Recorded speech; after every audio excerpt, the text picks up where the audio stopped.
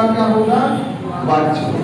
अगर हमने आपसे पूछा वाच्य किसे कहते हैं, तो आप बोलोगे जिससे हमें पता चले वाक्य में प्रधानता किसके साथ जुड़ा है, कर्ता के साथ है या कर्म के साथ है या भाव के साथ है, उसे हम वाच्य कहते हैं। तो अगर आपसे पूछे वाच्य किसे कहते हैं, तो आप बोलोगे जिससे पता चले, जिससे पता चले वाक्य में किसकी प्रधानता है। जैसे आप कह सकते हो कर्ता की हो, कर्ता की हो, कर्ता की, कामा कर्म की, ऐसे कह सकते हो कर्ता की,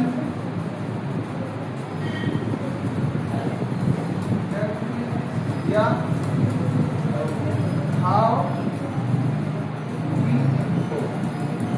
जैसे आपसे अगर हमने पूछा वाच्य किसे कहेंगे, तो आप बोलोगे जिससे यह पता चले वाक्य में किसकी प्रधानता है, कर्ता की है या कर्म की है या भाव की है, मतलब भाव की प्रधानता होगी, उसे हम क्या कह देंगे, वाच्य कह देंगे। और अगर आपसे पूछे वाच्य के कितने भेद होते हैं, तो वाच्य के 3 भेद होते हैं। कितने भेद होते हैं? 3 भेद होते हैं। अगर एक पूछे पहला जो होता है, एक हो जाता है कर्तृवाच्य हो जाता है, दूसरा जो होता है कर्मवाच्य हो जाएगा, और तीसरा जो हो जाएगा भाववाच्य हो जाएगा। क्या हो जाएगा? भाववाच्य हो जाएगा।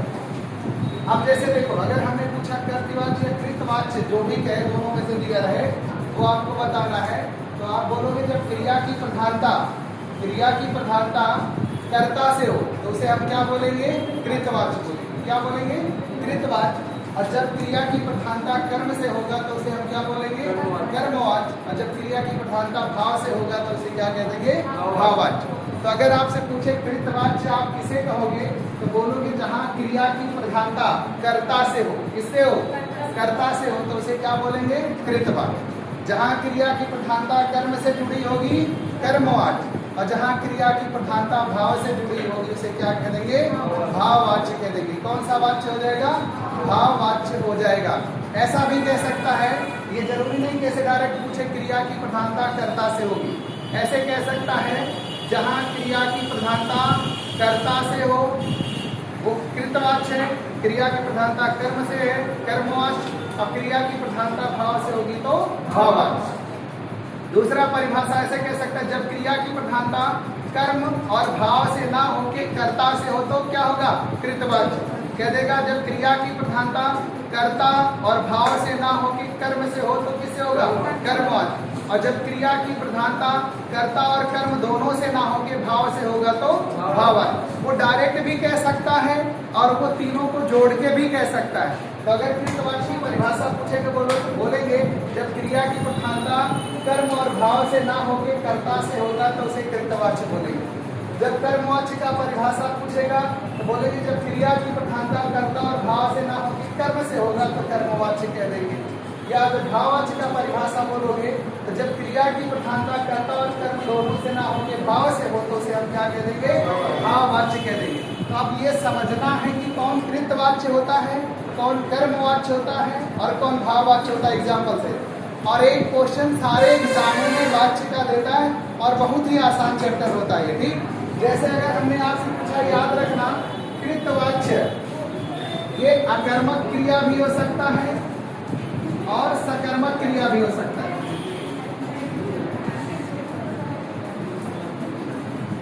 सकर्मक क्रिया हो सकता है। और ये जो कर्मवाच्य होगा सदैव सकर्मक क्रिया होगा, और ये जो भाववाच्य होगा ये सदैव अकर्मक क्रिया होगा। कैसा होगा? अकर्मक क्रिया। और अकर्मक क्रिया पुल्लिंग होगा, अकर्मक क्रिया होगा, पुल्लिंग होगा, और एक वचन होगा। अभी ये चीज समझना आपको, अकर्मक और सकर्मक क्या होता है। जब क्रिया पढ़ाएंगे तो बताएंगे पूरा विस्तृत रूप से, लेकिन पहले यहाँ समझ लेते हैं अकर्मक और सकर्मक क्या होता है। जैसे जो हमने कृतवाच्य बताया है, तो ये परिभाषा याद रखना। ऐसे पूछेगा कौन सा ऐसा वाच्य है जो अकर्मक और सकर्मक दोनों रूप में आ सकता है, तो कौन होगा?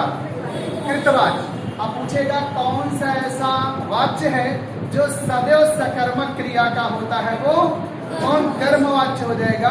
अब पूछेगा कौन सा ऐसा वाच्य है जो सदैव अकर्मक क्रिया में प्रयुक्त होता है, तो भाववाच्य हो जाएगा। कौन हो जाएगा?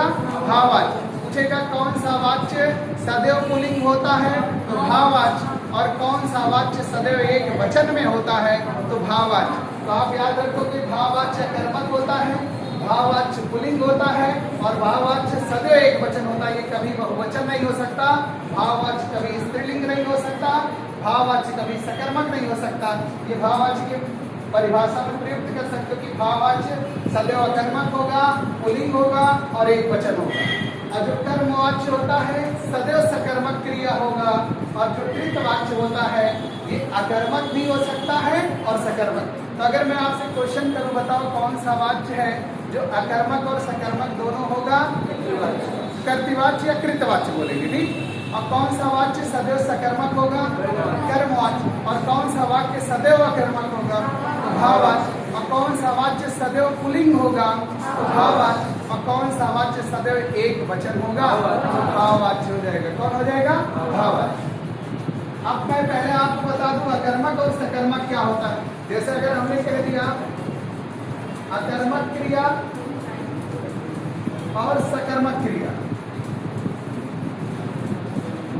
सकर्मक क्रिया, अब याद रखना ऐसी क्रिया जो कर्म की अपेक्षा रखे, ऐसी क्रिया जो कर्म की अपेक्षा रखे वो सकर्मक क्रिया कहलाती है, और ऐसी क्रिया जो कर्म की अपेक्षा नहीं रखती है वो अकर्मक क्रिया कहलाती है। क्या कहेंगे? अकर्मक क्रिया।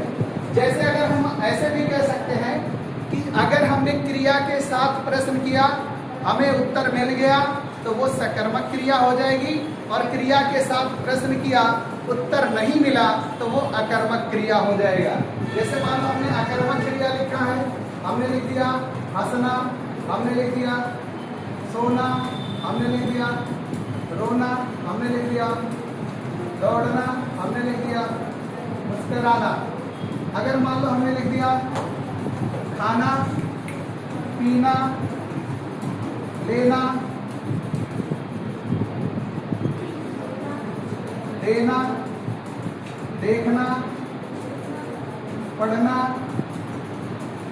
लिखना, पीना, पीना तो लिख लिए। अब एक बात, अगर हमने बोला ऐसे आपसे मोहन सोता है, तो मोहन तो अभी मैंने कल बताया था जो काम करता है उसे क्या कहते हैं? कर्ता कहते हैं। वो क्या कहते हैं? कर्ता है। और जिस पर क्रिया का प्रभाव पड़ता है उसे कर्म कहते हैं ना। तो अगर यहाँ मोहन कर्ता हो गया तो यहाँ कर्म कहाँ है? जैसे अगर मैं बोलूँ मोहन सोता है, तो आप प्रश्न करो क्या सोता है, कुछ उत्तर मिलेगा? नहीं मिलेगा ना। लेकिन अगर ऐसे मैं बोलूँ कि मोहन, जैसे हमने बोला मोहन खाता है, ये बताओ खाना अकर्मक क्रिया है सकर्मक क्रिया? तो अगर मैं बोलूँगा मोहन क्या खाता है, तो आपके मन में प्रश्न उठेगा कि क्या खाता, उत्तर चाहिए। तो जब क्रिया के साथ प्रश्न करने पर उत्तर मिल जाए तो वो क्रिया सकर्मक क्रिया है, या उत्तर मिलने की संभावना भी हो तब भी सकर्मक क्रिया होगी। और जब हम क्रिया के साथ प्रश्न करें हमें उत्तर मिलने, मतलब हमें उत्तर ना चाहिए, तो वो अकर्मक क्रिया कहलाएगी। अभी अगर ऐसे हमने बोला होता कि मोहन रोटी खाता है, तो ये आपको क्रिया के साथ मतलब कर्म में दिख गया कि मोहन रोटी खाता है, तो आपने बोला क्या खाता है? तो रोटी। तो ये क्या हो जाएगा? सकर्मक क्रिया हो जाएगा। और कहते हैं मोहन खाता है, तब भी ये क्रिया सकर्मक क्रिया है, क्योंकि वो उत्तर की अपेक्षा रख रही है कि वो क्या खा रहा है। लेकिन अगर मैं बोलूँ मोहन सोता है, तो यहाँ कर्म की अपेक्षा क्रिया नहीं रख रही, ये तो मोहन तो करता है, जो काम करता है वो क्या है? करता। लेकिन अगर हमने कह दिया मोहन सोहन को सुलाता है, तो ये अब सकर्मक क्रिया हो जाएगा। सोना अकर्मक है, लेकिन सुलाना क्या होगा? सकर्मक। जैसे हमने कह दिया मोहन सुलाता है, तो आपको प्रश्न की जरूरत अब पड़ने लगी, मतलब किसको सुलाता है? जैसे हमने कहते हैं मोहन सुला रहा है, तो बोलोगे मोहन बच्चे को सुला रहा है, तब ये कौन सी क्रिया हो जाएगी? सकर्मक। सोना क्रिया क्या है? अकर्मक। लेकिन सुलाना क्रिया क्या हो जाएगी? सकर्मक हो जाएगा। रोना क्या है? अकर्मक। लेकिन रुलाना क्या हो जाएगा? सकर्मक। तो जब हम क्रिया के साथ प्रश्न करें, हमें उत्तर मिले या उत्तर मिलने की संभावना हो तो सकर्मक क्रिया कहलाएगी। और जब हम क्रिया के साथ प्रश्न करें, हमें उत्तर ना मिले तो वो कौन सी क्रिया हो जाए? अकर्मक। तो जैसे हंसना, रोना, सोना, दौड़ना, मुस्कुराना, ये सारी क्रियाएं कर्मक क्रियाएं हैं। लेकिन खाना, पीना, लेना, देना, देखना, पढ़ना, लिखना, ये कौन सी क्रियाएं हैं? सकर्मक। जैसे कहते हैं हमें पीना है तो क्या पानी पीना, दवा पीना है, तो ये आप बता सकते हो। लेकिन अगर हम कहते राम देखता है तो क्या देखता है? टीवी देख रहा है, पेपर देख रहा है, गाड़ी देख रहा है, क्या देख रहा है? ये चीज कैसे? लेकिन अगर हमने कह दिया राम रोता है तो राम रोता है तो क्या रोता है? उत्तर में। लेकिन राम तो करता, कौन रोता है? तो आप बोलोगे राम रोता, तो वहां कर्म कहाँ मिल रहा है? तो जब हम क्रिया के साथ प्रश्न करें और हमें उत्तर मिले या उत्तर मिलने की संभावना हो तो कौन सी क्रिया? सकर्मक। और जब क्रिया के साथ प्रश्न करें, हमें उत्तर ना मिले तो क्या हो जाएगा? अकर्मक। तो अभी हमने बोला कौन सा वाच्य सदैव सकर्मक क्रिया होगा? बताओ। कर्मवाच्य। क्योंकि वो जब कर्मवाच्य है तो क्रिया कर्म के आधार पर लगा है, तो सदैव सदैव सकर्मक क्रिया होगा। कभी कर्मवाच्य कर्मक क्रिया हो ही नहीं सकता, ये बात याद रखना। और जो कृतवाच्य होता है वो अकर्मक भी हो सकता है और सकर्मक भी हो सकता है। और जो भाववाच्य होगा सदैव सदैव अकर्मक होगा, कभी वो सकर्मक नहीं हो सकता। तो अगर ये ऐसे क्वेश्चन डायरेक्ट पूछेगा कौन सा वाच्य अकर्मक सकर्मक दोनों, तो कृतवाच्य। कौन सा वाच्य सदैव सकर्मक, तो कर्मवाच्य। कौन सा वाच्य सदैव अकर्मक, भाववाच्य। कौन सा वाच्य सदैव एक वचन, भाववाच्य। कौन सा वाच्य सदैव पुल्लिंग में प्रयुक्त होता है, तो भाववाच्य हो जाएगा। कौन सा हो जाएगा? भाववाच्य। अब जैसे देखो, अगर हमने आपसे वाच्य की बात किया था तो पहला जो होता है, मान लो हमने कर्तृवाच्य बोला है, जैसे हमने कह दिया मोहन पानी पीता है। अगर हमने कह दिया मोहन रोटी खाता है। अब एक चीज देखो, अगर आपने यहां बोला है कि पीता है और खाता है, आप किससे जुड़े हो? ये मोहन से जुड़े हो ना। किससे? कि मोहन, अगर यही हमने सीता बोला होता या गीता बोला होता, अगर हमने बोला गीता पानी पीती है, और अगर हमने कह दिया गीता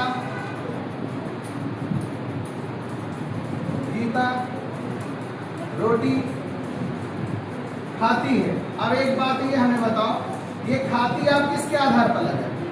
गीता के आधार पर। और पीती आप किससे लगाए? गीता से। अभी जैसे देखो, मोहन पानी पीता है और मोहन रोटी खाता है, तो आप यहाँ अगर गीता के लिए वही सेम है, पानी और रोटी दोनों वही बोल रहे हैं, लेकिन आपने बोला गीता पानी पीती है, तो आप किसके आधार से लगाए हो? गीता के आधार। यहाँ बोले गीता रोटी खाती है, तो आप किससे क्रिया लगाए हो? गीता से लगाए। तो जब क्रिया आप देखो कि कर्ता से जुड़ा होगा तो क्या होगा? कृतवाच्य होगा। क्या हो जाएगा? कृतवाच्य। अभी यही अगर मैंने ऐसे बोला होता, गीता ने पानी पिया है, और अगर हमने कह दिया राम ने पानी पिया है। अब एक बात हमें ये बताओ, अब यहाँ गीता और राम से नहीं लग रहा है क्रिया, जैसे आप पानी से लग रहा है। पानी क्या है? पुल्लिंग है। तो आपने बोला गीता ने पानी पिया है, ये नहीं बोलोगे गीता ने पानी पी है। तो पिया है किससे आपने लगाया? पानी से। और अगर यहाँ आपने लिखा राम ने पानी पिया है, तो आपने किससे लगाया? पानी से। तो ये कौन सा वाच्य का होगा? कर्मवाच्य, क्योंकि क्रिया किससे लग रहा है? कर्म से। अभी अगर हमने बोला राम ने रोटी खाया है और सीता ने रोटी खाया है, ये नहीं बोलो सीता ने रोटी खाई है। जैसे राम ने रोटी खाए, आप यहाँ बोलो राम रोटी खाता है, ऐसे बोले हो ना। राम रोटी खाता है, इस वाक्य से बोले हैं। और इसमें आप बोले कि गीता रोटी खाती है, लेकिन अगर आपने ऐसे बोला कि राम ने रोटी खाई है और सीता ने रोटी खाई है। अब राम ने रोटी खाई है क्यों लगा रहे हैं? क्योंकि हम रोटी के आधार पर क्रिया लगा रहे हैं। किससे? रोटी से। जैसे आप मान लो मिठाई की बात करें, प्रदीप मिठाई खाता है। किसी लड़के का नाम प्रदीप है, आपने बोला प्रदीप मिठाई खाता है, और गीता मिठाई खाती है। तो प्रदीप है तो खाता है बोलो, गीता बोले तो खाती है। लेकिन अगर आप ऐसे में बोले कि प्रदीप ने मिठाई खाई है और गीता ने मिठाई खाई है, आप किससे क्रिया लगा रहे हो? मिठाई से लगा रहे हो। और मिठाई क्या है? कर्म है। तो जब क्रिया कर्ता से जोड़ के लगाते हो तो कृतवाच्य होता है, और जब क्रिया कर्म से जोड़ते हो तो क्या हो जाएगा? कर्मवाच्य। जैसे मान लो अगर हमने एक बोला मोहन लड़का है, हमने कह दिया मोहन साड़ी खरीदता है और सीता साड़ी खरीदती है। आप किससे लगा रहे हो? मोहन और सीता से लगा है ना।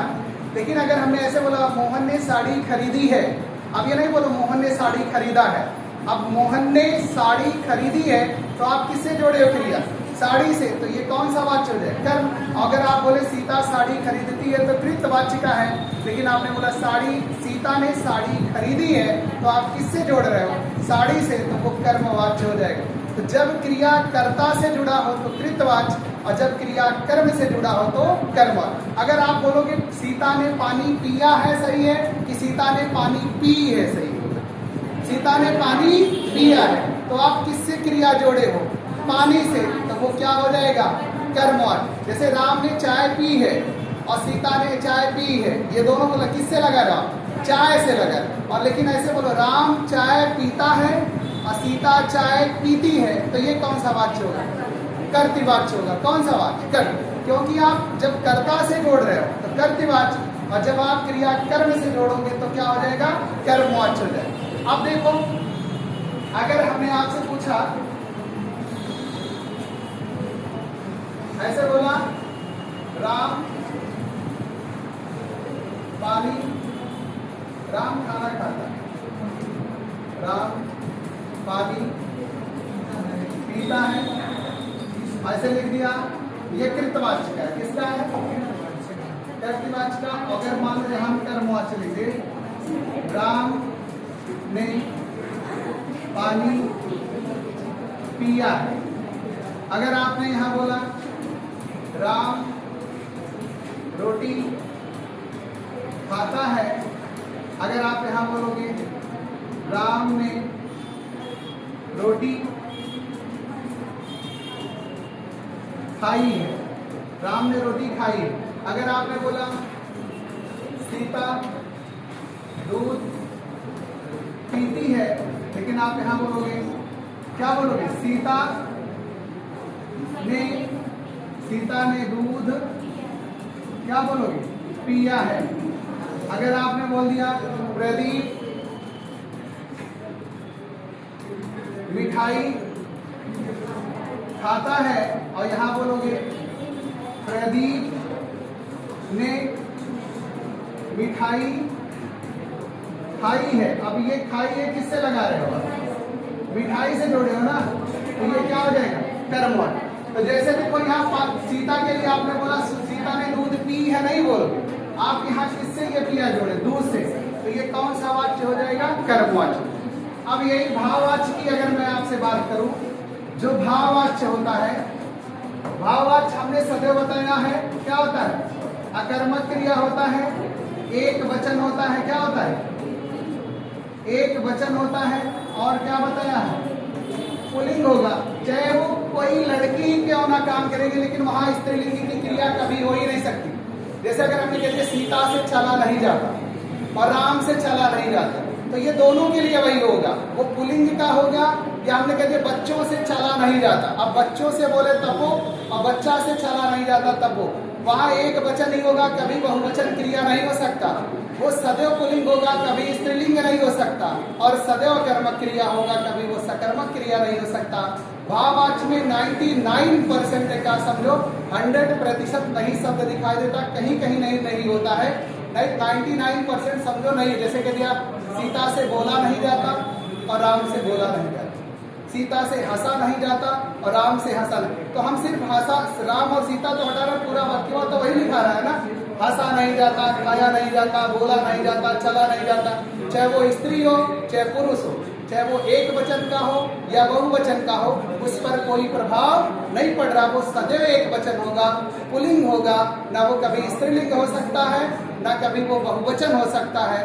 वो अकर्मक क्रिया भी होगा। तो ऐसे बोलोगे अकर्मक क्रिया में, जैसे अभी हमने क्या बोला था, जैसे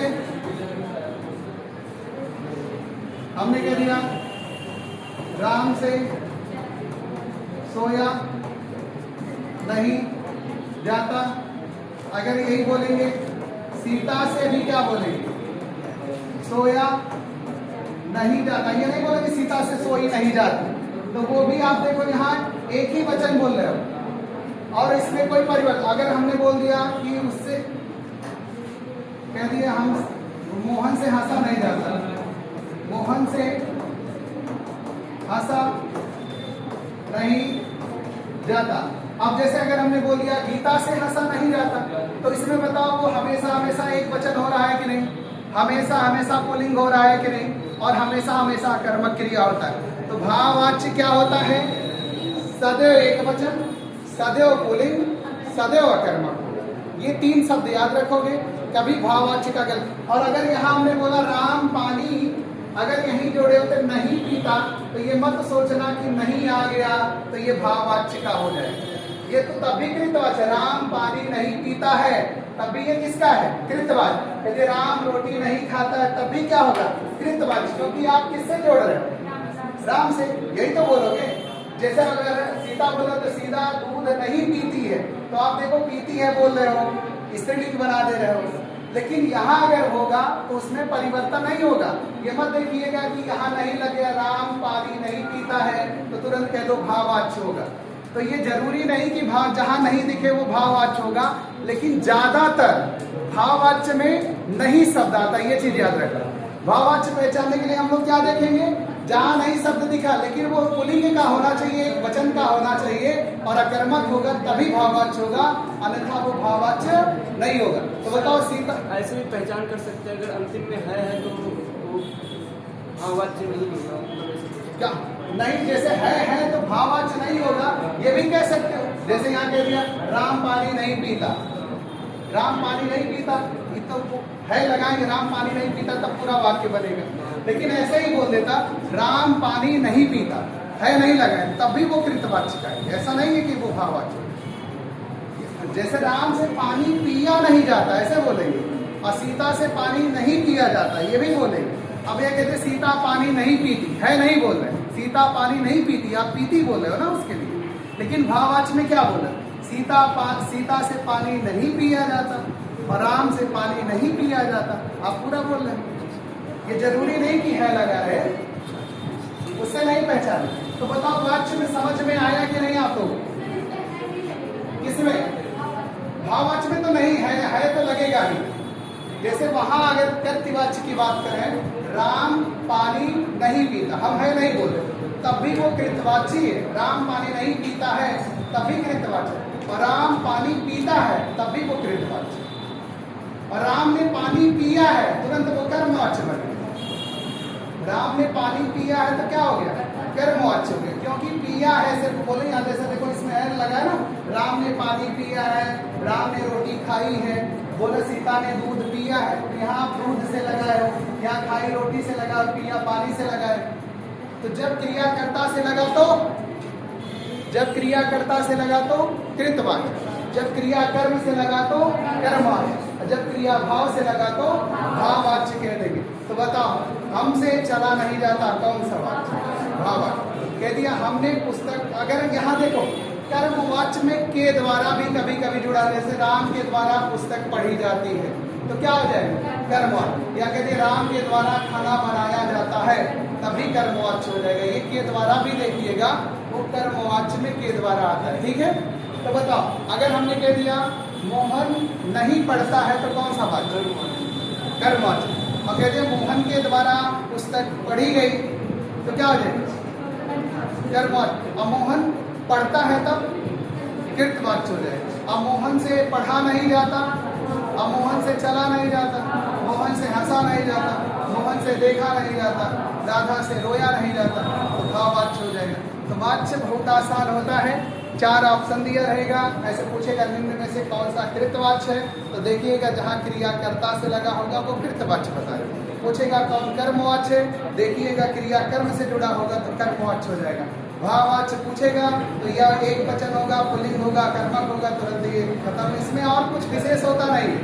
या परिभाषा देके पूछे कि जब क्रिया की प्रधानता कर्ता से हो तो कौन सा वाच्य, तो कर्तृवाच्य। जब क्रिया की प्रधानता कर्म से हो तो कौन सा वाच्य, कर्मवाच्य। और जब क्रिया की प्रधानता भाव से होगा तो क्या हो जाएगा, भाववाच्य हो जाएगा। अगर आप इतना समझ गए तो वाच्य आप कर ले जाओगे। ठीक, अभी मैं भेजूंगा तो उसमें हर का कम से कम 5-5, 6-6, 8-8 एग्जाम्पल है और परिभाषा सहित आप देख कर लिखिएगा, समझ जाएंगे। और नहीं समझ में आता फिर आप आगे अगले क्लास में पूछ लीजिएगा। तो वाच्य खत्म हो गया। अब अगला चैप्टर हम लोग पढ़ने जा रहे हैं निपात। और निपात अगर पूछे किसे कहते हैं, दूसरा चैप्टर जो है निपात, बहुत छोटा सा चैप्टर है लेकिन एक क्वेश्चन हर एग्जाम में आता है वाच्य का। कोई ऐसा एग्जाम नहीं है जिसमें हिंदी आया और वाच्य का क्वेश्चन छोड़ दे, हमेशा एक क्वेश्चन देता है और सबसे ज्यादा भाववाच्य का ही देता है। मतलब आप कभी देखेंगे प्रीवियस ईयर का पेपर उठा के या प्रैक्टिस सेट उठाएंगे तो आपको देखने से समझ में आ जाएगा कि हाँ कैसा क्वेश्चन पूछा जाता है। अब जैसे देखो, अगर बात करें निपात की, तो निपात अगर मैं आपसे पूछूं किसे कहते हैं, तो निपात वो होता है जो वाक्य का अंग ना होते हुए भी, आप ऐसे बोल सकते हो, निपात वो होता है जो वाक्य में विशेष बल देता है। क्या होता है, विशेष बल देता है। तो अगर हम पूछे निपात क्या है, तो बोलोगे निपात वो होता है जो वाक्य में आकर विशेष बल देता है, उसी को हम निपात कहते हैं।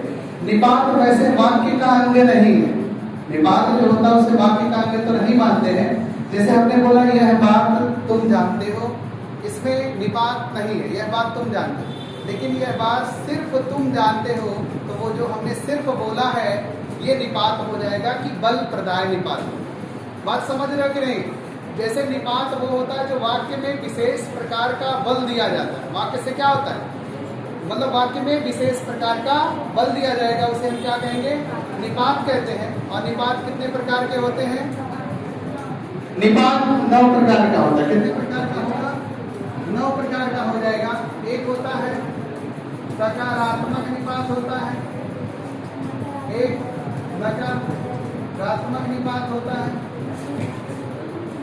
और एक होता है बल प्रदाय निपात होता है।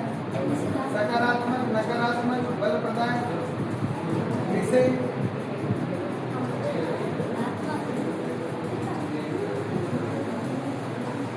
निषेधात्मक होता है, तुलना होता है, और कौन होता है, प्रश्नबोधक होता है, विस्मयादि बोधक, अवधारणा और आदर। अब धारणा बोधक और आदर बोधक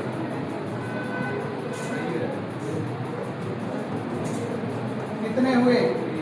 1, 2, 3, 4, 5, 6, 7, 8, 9। अगर पूछे निपात कितने प्रकार के होते हैं, तो निपात कितने प्रकार के? 9 प्रकार। अगर पूछे निपात किसे कहते हैं, तो सिर्फ यही बता दो, जो वाक्य में विशेष प्रकार का बल देता है उसी को हम निपात कहते हैं। और निपात कितने प्रकार के होते हैं? 9 प्रकार के होते हैं। कितने प्रकार के? 9 प्रकार के। जैसे एक सकारात्मक निपात होता है, तो सकारात्मक निपात जो होता है उसमें हाँ होगा।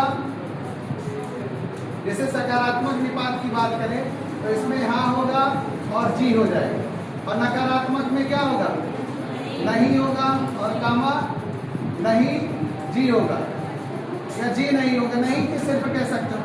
बल प्रदाय में ही होगा, भी होगा, सिर्फ हो जाएगा। और निषेधात्मक में मत होगा और खबरदार हो जाएगा। और तुलना में सा हो जाएगा। प्रश्न में क्या हो जाएगा? विस्मयादि बात बोधक में जो होता है, और काश होगा और कामा काश की हो जाएगा। और अवधारणा में क्या होता है? अवधारणा में क्या?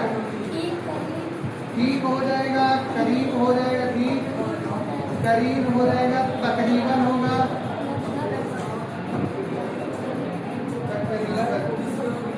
लगभग कह सकते हो। और एक देखो, और इसमें जी हो जाएगा। बात समझो, अगर कोई वाक्य लिखा है पूरा बड़ा सा, ठीक, जैसे हमने बोला यह बात तुम जानते हो, ठीक, तो ये इसमें कोई निपात नहीं। लेकिन हमने बोल दिया यह बात सिर्फ तुम जानते हो, तो वो जो सिर्फ आया है वही निपात होगा। तो पूछेगा इस वाक्य में किस प्रकार का निपात का प्रयोग किया गया, तो जो शब्द दिया रहेगा उसी से पहचान के बताना है। तो वो कौन सा हो जाएगा, बल प्रदाय निपात हो जाएगा। जैसे हमने बोला घर आना है तो आप बोले आएंगे, लेकिन आपने बोला हाँ आएंगे, तो वो कौन सा निपात होगा, सकारात्मक निपात हो जाएगा। जैसे अगर आपने बोला मोहन जा रहा है, लेकिन आप बोले मोहन जी जा रहे हैं, जैसे कोई किसी के लिए वो जो जी आपने शब्द प्रयोग किया है, तो वो कौन सा निपात हो जाएगा, आदर बोधक। तो आदर बोधक में जी है लेकिन सकारात्मक। जैसे अगर हमने बोला घर आना है तो आपने बोला हाँ आएंगे, तो वो आप क्या बोले हो, सकारात्मक निपात है। किसका है, सकारात्मक। अगर आपने बोला हाँ जी, जैसे आपसे कोई किसी ने कुछ कहा, कह दिया घर, आप बोले कि वह जा रहा है, आप बोले कि वे जा रहे हैं, या आपने बोला मोहन जी जा रहे हैं, तो वो जो जी आप शब्द वहाँ प्रयोग किए मोहन जी, तो वो कौन सा निपात प्रयोग किए हो, आदर बोधक। आपने बोला मोहन जा रहा है तो ऐसे कोई बात, लेकिन आपने बोला मोहन जी जा रहे हैं, तो वो जो जी उसमें आया है वो कौन सा निपात प्रयोग किए हो, आदर बोधक। जैसे कह दिया वह लगभग पहुंच गया होगा, हमने बोले वह पहुंच गया होगा, तो इसमें निपात नहीं है, लेकिन हमने बोला वह लगभग पहुंच गया होगा, तो कौन सा हो जाएगा, अवधारणा होगा। अब इसमें आदि बोधक में काश कामा काश की होता है, क्या होगा, काश और काश की होगा। अब प्रश्न बोधक में क्या आ जाए, जैसे मैं आपके सामने 4 लिखूं, चलो बताओ, नहीं लिख दिया, मत लिख दिया, और भी लिख दिया, भी लिख दिया, भी लिख दिया, और काश। जैसे हमने 4 ऑप्शन लिखा, नहीं लिखा, भी लिखा, मत लिखा और काश लिखा। मैं पूछूं बताओ निम्न में से कौन नकारात्मक निपात शब्द है, तो नहीं हो जाएगा। और मैं पूछूं निम्न में कौन निषेधात्मक होगा, तो मत हो जाएगा। और निम्न में से कौन सा विस्मयादि बोधक होगा, तो काश हो जाएगा। और अगर हमने पूछ लिया इसमें कौन बल प्रदाय है, तो ही, जैसे बोले यह काम तुम कर लोगे, लेकिन बोले यह काम तुम ही कर पाओगे, तो वो जो तुम के साथ ही जोड़े हैं, तो वो बल प्रदाय निपात हो जाएगा। तो निपात बहुत बड़ा चैप्टर है, बहुत छोटा सा है। ऐसे पूछ लेगा निपात किसे कहेंगे, तो आप बोलोगे जो वाक्य में विशेष प्रकार का बल देने का काम करता है उसे हम निपात कहते हैं। और हिंदी में निपात के 9 प्रकार होते हैं, सकारात्मक, नकारात्मक, बल प्रदाय, निषेधात्मक, तुलना, प्रश्न, विस्मयादि, अवधारणा और आदर बोधक होता है। और वो आप याद रख लीजिएगा कि सकारात्मक में कौन शब्द होगा, नकारात्मक में कौन शब्द होगा, निषेधात्मक में कौन होगा, बल में क्या होगा, तुलना में क्या होगा, अवधारणा में कौन सा होगा और आदर में क्या होगा। अगर आप इतना समझ लोगे तो निपात का क्वेश्चन बहुत आसानी से सॉल्व कर सकते। सकारात्मक और आदर बोध का जो जी है उसे, जैसे देखो सकारात्मक में जो यहाँ जी है और यहाँ आदर बोधक में जी, ठीक। तो जैसे अगर मैं बोलूँ कि मोहन घर आओ, हमने बोला मोहन को घर आना है, तो मोहन अगर हमारे सामने वो बोला कि जी घर आएंगे, तो वो उसने क्या बोला कि हाँ घर आएंगे, तब भी वो कौन सा सकारात्मक हो, हाँ भी बोल के वो कह सकता, वो जी बोल के कह सकता जी घर आएंगे, तो वो आदर के लिए नहीं बोला, वो सकारात्मक है। लेकिन यहाँ जैसे अवधारणा जी, मान लो पिताजी आए थे, आप बोले पिता आए थे, तो वो उतना सटीक नहीं लग रहा है।